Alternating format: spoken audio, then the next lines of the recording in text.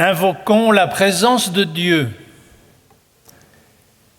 Il faut que tu nous aides, Seigneur, à ne plus rechercher le Christ dans le tombeau vide. Dissipe nos doutes et fais de nous des gens vivants. Il faut que tu nous aides, Seigneur, à trouver dans notre vie le ressuscité. Éclaire notre route. Il faut que tu nous aides, Seigneur. Nous t'adressons notre prière par notre Dieu et Sauveur, celui qui nous précède auprès de toi et nous ouvre le chemin de la vie. Amen. La grâce et la paix vous sont données de la part de Dieu, notre Père, et de Jésus-Christ, notre Sauveur. Soyez les bienvenus en ce premier dimanche d'après Pâques pour ce culte où nous sommes réunis pour méditer ensemble la parole et partager les signes du pain et du vin. Et pour entrer dans ce culte, nous allons chanter. Je vous invite à chanter au numéro 55. Nous chanterons les 3 strophes de ce bref psaume bien connu, je crois.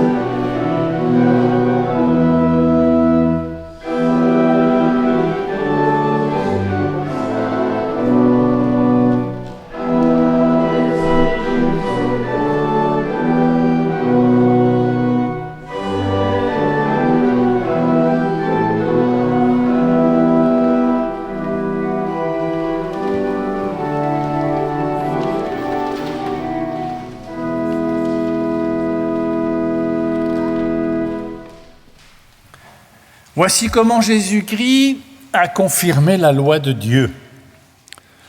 Tu aimeras le Seigneur ton Dieu de tout ton cœur, de toute ton âme et de toute ta pensée. C'est là le premier et le grand commandement. Voici le second qui lui est semblable. Tu aimeras ton prochain comme toi-même. De ces 2 commandements dépendent la loi et les prophètes. Et je vous invite à la prière et nous prierons avec le psalmiste. Écoute, Éternel, je t'appelle.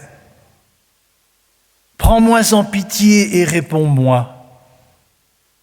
Mon cœur m'a redit ta parole. Cherchez ma face. Et c'est ta face, Éternel, que je cherche. Ne me cache pas ta face. N'écarte pas ton serviteur. Tu es et tu seras toujours mon secours. Ne me laisse pas et ne m'abandonne pas, ô Dieu. toi qui es mon salut. Même si mon père et ma mère m'abandonnaient, toi, tu me reçois et tu me gardes. Montre-moi ton chemin éternel. Conduis-moi par des routes sûres, malgré ce qui me guette.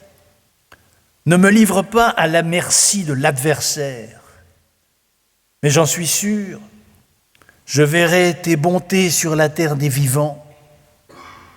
Espère en l'Éternel, sois fort et prends courage, me dit le prophète de ta part. Amen.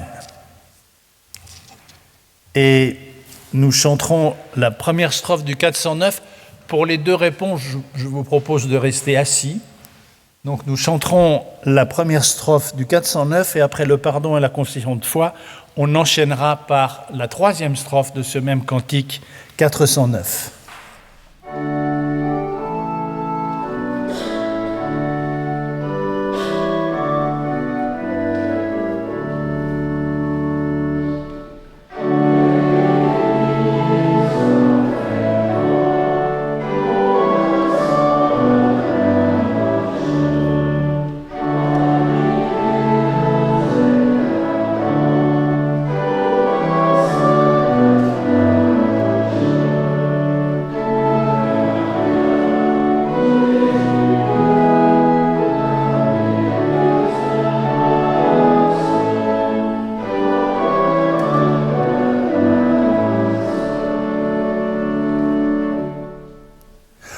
Confortons-nous dans cette promesse du Christ. Je vous donne ma paix. Je vous laisse ma paix. Croyez en moi et croyez en celui qui m'a envoyé. Et nous confessons notre foi avec ces mots. Dieu est esprit. Il faut que ceux qui l'adorent l'adorent en esprit et en vérité. Dieu est amour. Quiconque aime est né de Dieu et le connaît.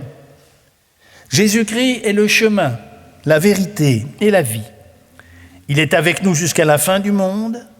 Nous sommes les enfants de Dieu et le troupeau que sa main conduit. Amen. Troisième strophe.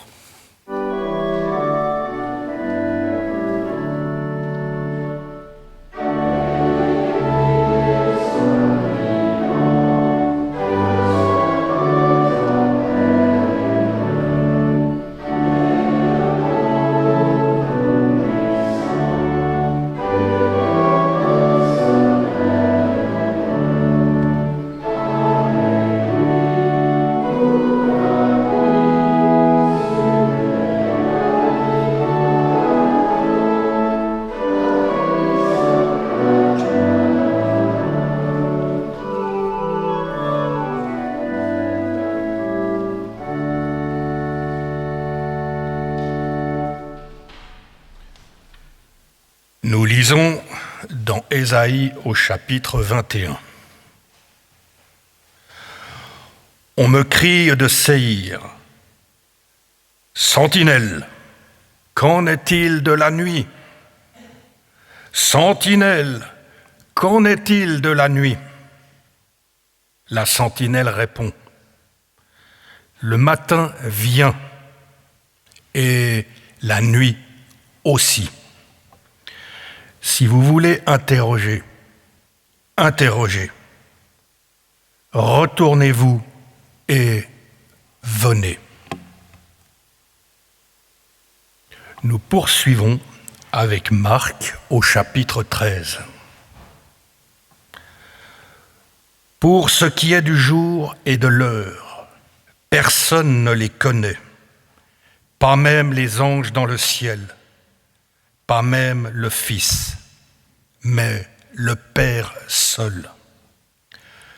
Prenez garde, veillez et priez, car vous ne savez pas quand ce sera le moment. Il en sera comme d'un homme qui part en voyage, laisse sa maison, donne pouvoir à ses serviteurs, à chacun sa tâche, et commande aux portiers de veiller. Veillez donc, car vous ne savez pas quand viendra le maître de maison, le soir, ou au milieu de la nuit, ou au chant du coq, ou le matin. Craignez qu'il n'arrive à l'improviste et ne vous trouve endormi. Ce que je vous dis, je le dis à tous. Veillez.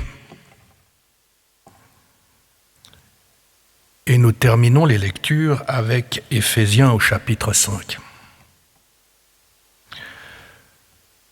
Tout ce qui apparaît est lumière. C'est pourquoi il est dit « Réveille-toi, toi qui dors. Relève-toi d'entre les morts, et le Christ resplendira sur toi.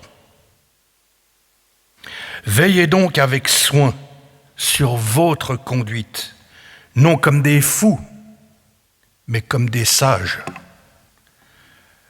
Rachetez le temps, car les jours sont mauvais. Ne soyez pas sans intelligence, mais comprenez quelle est la volonté du Seigneur.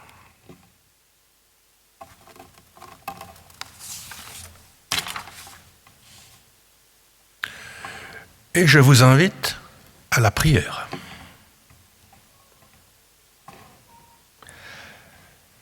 Père de notre Seigneur Jésus-Christ, envoie ton Saint-Esprit sur nous, afin qu'il illumine nos cœurs et nos esprits.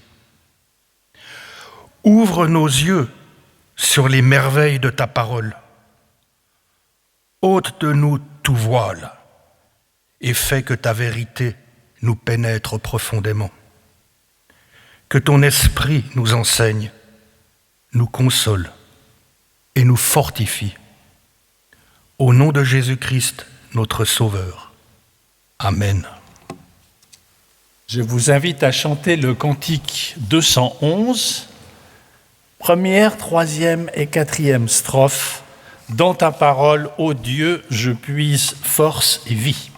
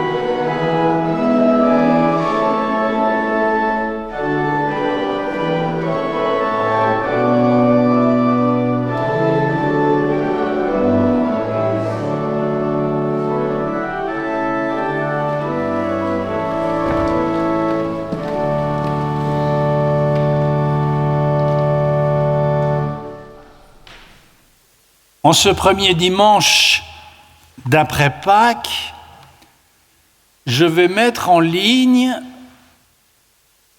les 3 paroles bibliques qui viennent d'être lues. L'oracle du veilleur, qui est un passage très célèbre du prophète Ésaïe, la recommandation de Jésus à ses disciples, veillez, et puis l'étrange expression utilisée par l'apôtre de l'Épître aux Éphésiens, dans les jours mauvais, racheter le temps. Je commence par l'image du prophète Ésaïe. C'est la nuit, une nuit profonde. Une sentinelle est postée sur les murailles de Jérusalem. Et une voix anonyme crie au loin « Sentinelle, qu'en est-il de la nuit ?» Ésaïe écrit au moment où les cartes du Proche-Orient ancien sont rebattues. L'Empire assyrien est en pleine ascension. L'Égypte, de son côté, s'effondre. Et l'Arabie s'agite. La nuit dont il parle, c'est une nuit symbolique. Mais c'est la nuit qui recouvre l'avenir incertain du peuple de l'Alliance. Le prophète est énigmatique. Le matin vient, et la nuit aussi. Une manière de rappeler le caractère cyclique de l'histoire des hommes. Le pire et le meilleur sont toujours possibles. C'est une image également assez forte pour notre présent. Rappelez-vous, mardi soir. Mardi soir, nous nous sommes couchés sur une menace d'apocalypse. On allait rayer de la carte une civilisation entière. Quelques heures après, on se réveille avec une annonce de cessez-le-feu et des négociations. Est-ce que c'est un écran de fumée ? Est-ce que c'est une véritable ouverture ? Il est trop tôt pour le dire. Mais enfin, vous voyez, le matin vient et la nuit aussi. Aujourd'hui, nous traversons un de ces moments qu'Ésaïe a connus. Un moment rare, périlleux, un moment de rupture et de recomposition. Pas du tout une séquence ordinaire. Nous vivons des temps tout à fait exceptionnels. Et nous sommes emportés, effectivement, que ce soit collectivement dans nos pays ou même de façon personnelle. Nous sommes emportés par ce moment et nous le sentons bien. Il règne une atmosphère particulière. La sentinelle d'Ésaïe ajoute ce conseil. Revenez à Dieu et convertissez-vous. C'est-à-dire que le premier conseil qu'il donne dans ce genre de moment spécial, c'est un conseil de nature spirituelle. C'est-à-dire, changez votre regard. Agrandissez en quelque sorte votre conscience. C'est ça la conversion. Placez-vous sur le plan spirituel des choses et essayez de décrypter ce qui vous arrive à la lumière de la parole de Dieu et non pas seulement à celle des journaux télévisés. une semaine après Pâques, beaucoup se tournent vers les chrétiens pour leur poser la question suivante. Chrétiens, qu'en est-il de la nuit? Vous venez de fêter la résurrection. Qu'est-ce que vous avez à nous dire? Je fais un pas de plus et j'en viens maintenant à l'évangile de Marc. Vous avez entendu la parabole du maître de maison qui s'en va pour un long voyage, qui remet les clés aux serviteurs et les serviteurs ne savent pas quand il reviendra. Il ordonne aux serviteurs de veiller. Je vous le dis à tous, veillez. C'est-à-dire que Jésus est en train de faire de ses disciples des sentinelles à leur tour, qui doivent veiller. Par conséquent, nous aussi, nous sommes devenus des sentinelles qui veillons et le monde se tourne vers nous pour nous dire, chrétiens qui venez de fêter la résurrection, qu'en est-il de la nuit? Qu'avez-vous à nous dire? Dans cette parabole, la veille dont il s'agit, bien sûr, c'est une veille sur le retour du Christ au jour de la résurrection générale, ce qu'on appelle parfois la parousie. C'est un terme un peu savant. Ça désigne la fin des temps. Et comme ce retour est sans cesse ajourné depuis 2000 ans, on en est venu à considérer l'importance de cet ajournement. Alors je n'ignore pas que dans le monde chrétien, il y a des cercles qui attendent avec fébrilité le retour du Christ, qui essayent de discerner dans le présent les signes. Mais en fait, ce phénomène a toujours accompagné l'histoire de l'Église depuis son début. Je respecte bien sûr les chrétiens qu'on appelle parfois messianiques, messianistes, mais je pense quand même que cet ajournement, cet allongement sans cesse différé du retour nous autorise à interpréter autrement le conseil de Jésus, veillez. Peut-être que ce conseil, il faut le déployer au-delà du sens premier de sa parabole. C'est-à-dire qu'il ne s'agit plus seulement de guetter la fin des temps en discernant les signes, et puis à chaque fois on se trompe et on recommence. Il ne s'agit pas non plus de se préoccuper uniquement de ma propre résurrection, même si bien sûr ça a son importance, mais il s'agit d'être attentif aux forces de la vie qui travaillent le monde en profondeur, ici et maintenant. Parce que le tombeau vide de Pâques, il ne se limite pas, comment dire, à la revanche individuelle d'un homme sur la mort. Voilà, on l'a crucifié, il a gagné, on est content pour lui, et après. C'est limité.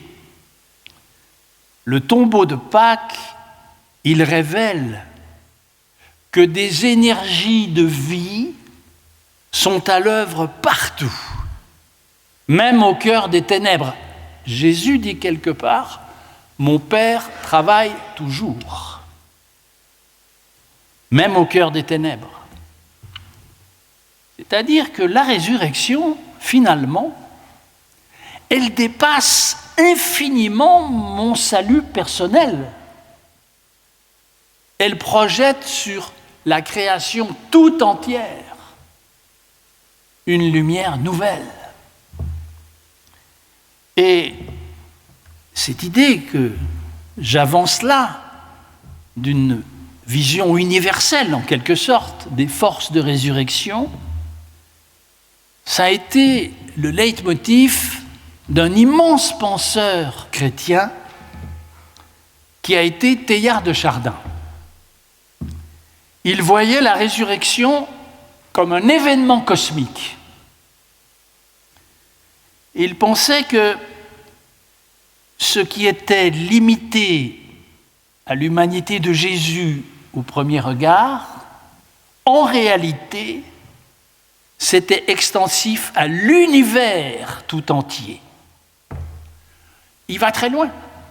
Il va jusqu'à dire que la matière elle-même est spiritualisée.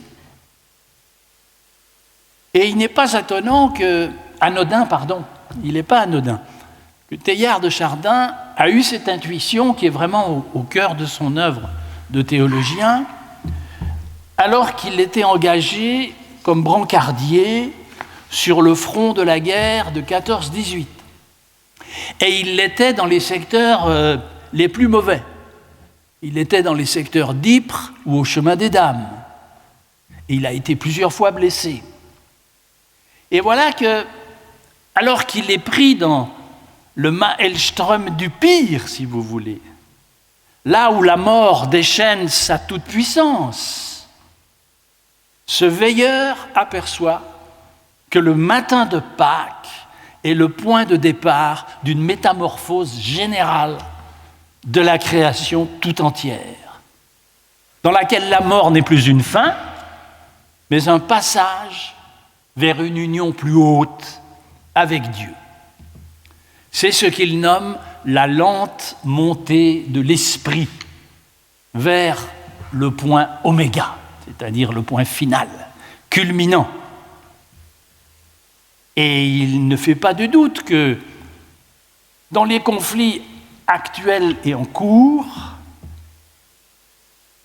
des hommes et des femmes de prière, de foi, de méditation, mais aussi des artisans de paix, des scientifiques, des artistes, perçoivent déjà les signes de cette montée de l'esprit. Alors le veillé de Jésus y porte là-dessus.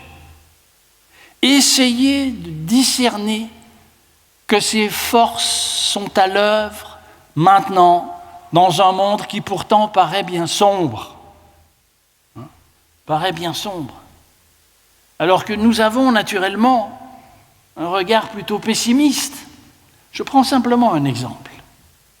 Un exemple très, très, très contemporain, très présent. L'intelligence artificielle. L'intelligence artificielle, la première réaction, c'est d'avoir un peu peur quand même. Cette puissance, pense-t-on, va amener au contrôle général de toutes les sociétés, va supprimer beaucoup de travail possible, et finalement, c'est comme une sorte de catastrophe électronique, en quelque sorte, qui nous tombe dessus. Mais peut-être qu'en réalité, on se trompe.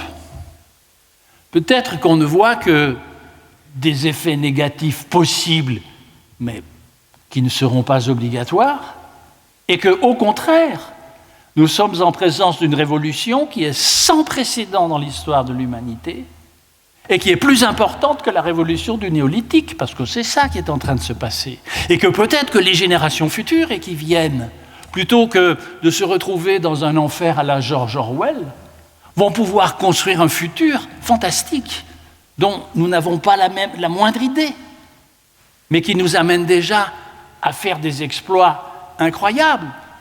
La capsule Artemis, sans l'intelligence artificielle, probablement qu'elle n'aurait pas pu faire cet exploit. Et que cet exploit annonce que, pourquoi pas, un avenir se dessine dans les étoiles. Et que ça, c'est les nouvelles générations qui vont pouvoir le développer et le construire.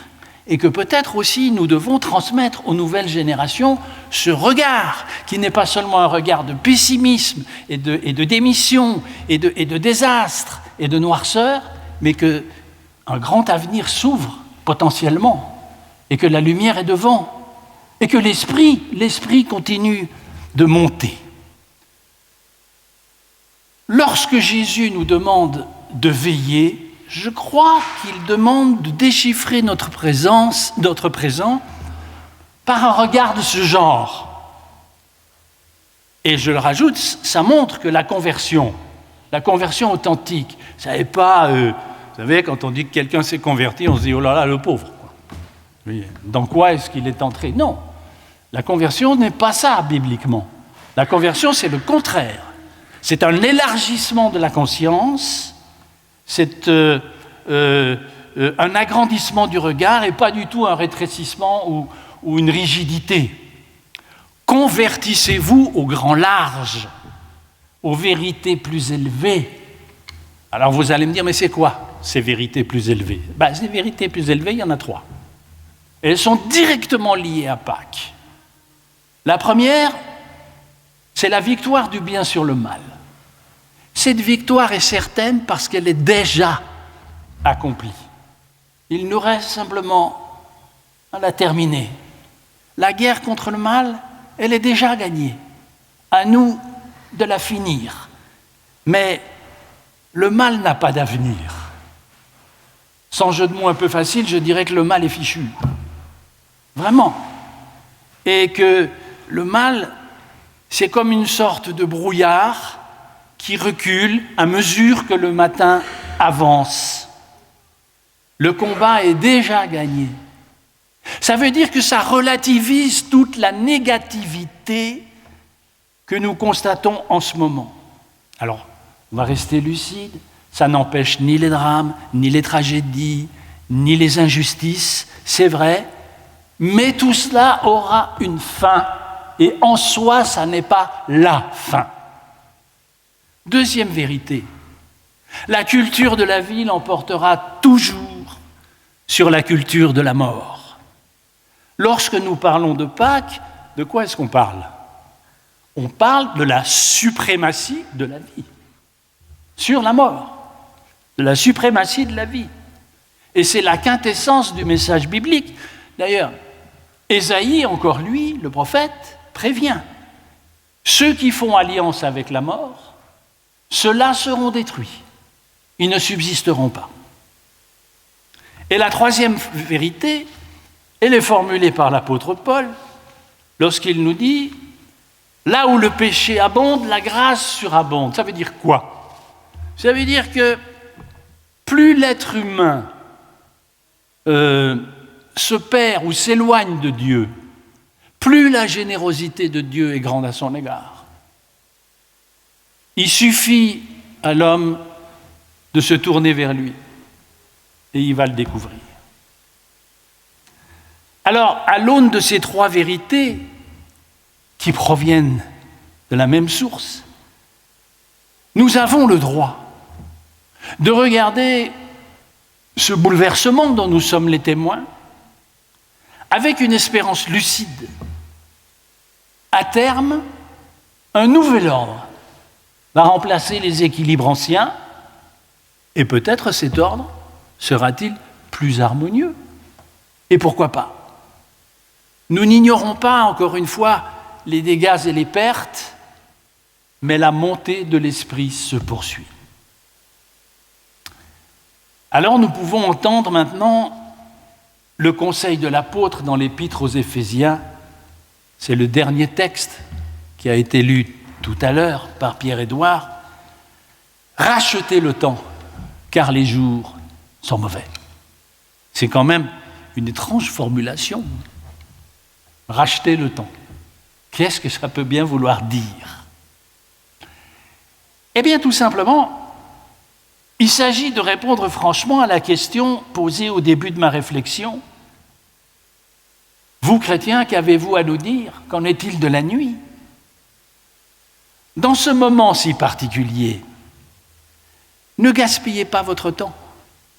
Mettez-le au service de la veille des forces de la résurrection. Saisissez chaque occasion pour le tester par vous-même et pour en témoigner. Passez de la gestion vulgaire du temps je ne sais pas moi, bien remplir son agenda,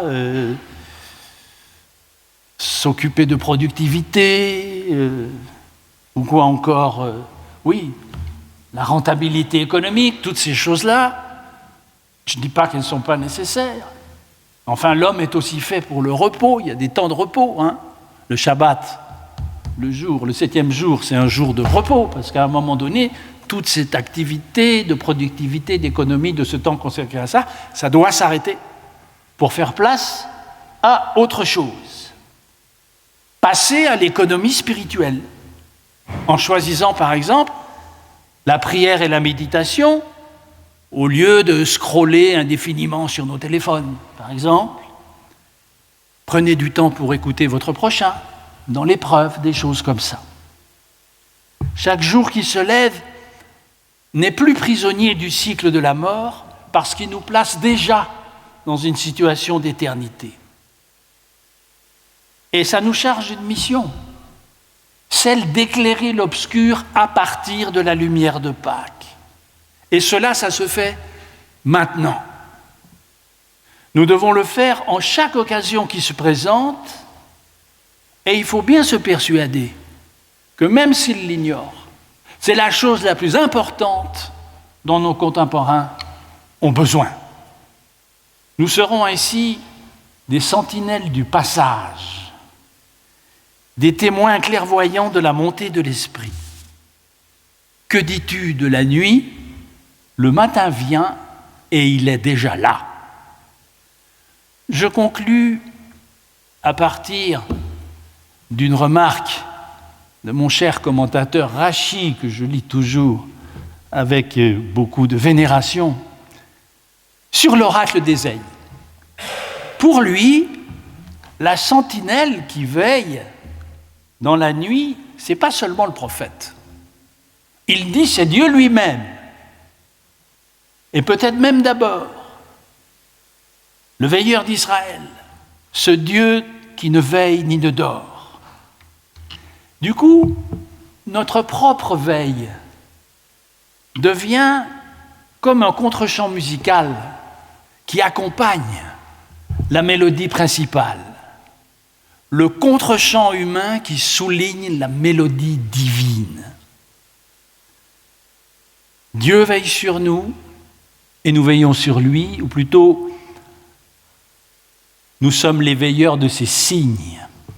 Tout à l'heure, nous allons partager le pain et le vin de la Sainte Seine, qui sont les signes par excellence de la présence du vivant parmi nous, sentinelle du passage, veilleur avec Dieu, rachetons le temps.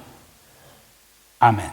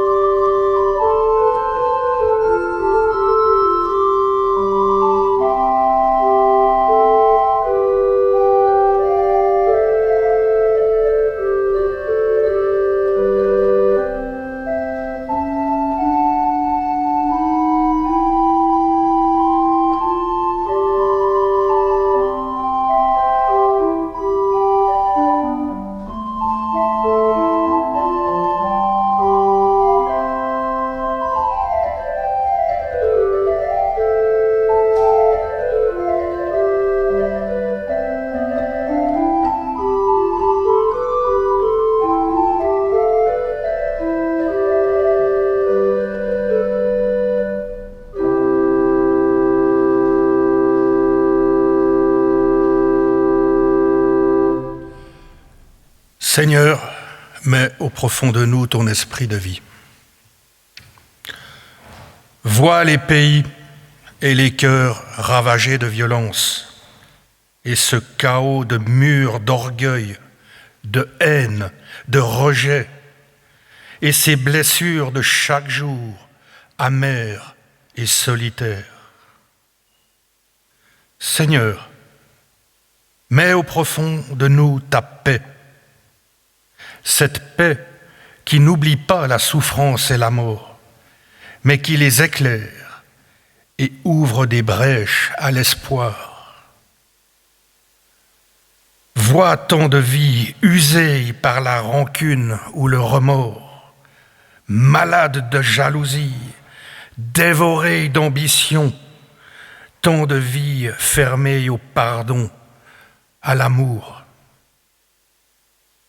Seigneur, mets au profond de nous ta grâce, cette grâce qui n'oublie pas l'amertume qui ronge l'existence, mais qui l'éclaire et ouvre des brèches à l'espoir. Vois tant de faiblesse et de fragilité, de refuge et de sécurité, nées de la peur, de la prudence, de la méfiance, de tout ce qui bouge, qui change, qui dérange. Seigneur, mets au profond de nous ton esprit de vie, ce souffle qui n'oublie pas toutes nos inquiétudes, mais qui les éclaire et ouvre des brèches à l'espoir. Nous vous invitons à poursuivre avec la prière que nous connaissons toutes et tous. Notre Père qui es aux cieux, que ton nom soit sanctifié, que ton règne vienne, que ta volonté soit faite sur toute la terre comme au ciel. Donne-nous aujourd'hui notre pain de ce jour. Pardonne-nous nos offenses, comme nous pardonnons aussi à ceux qui nous ont offensés.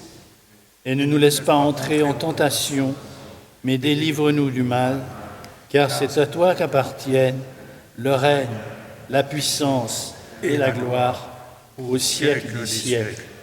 Amen.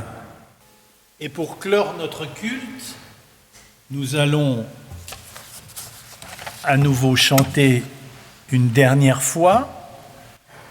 Pendant le chant, votre offrande sera recueillie et vous êtes remerciés de votre don qui nous aide dans notre travail pastoral quotidien et des charges de cette paroisse. Et bien sûr, vous le savez, mais il est bon de le répéter, après le culte, vous êtes invités à prolonger ce moment d'une manière plus informelle à la salle de la maison de paroisse. Nous chantons au numéro 387, et nous chantons les 3 strophes, le bon berger, le Dieu très haut. En fait, c'est la mise en musique du fameux psaume 23.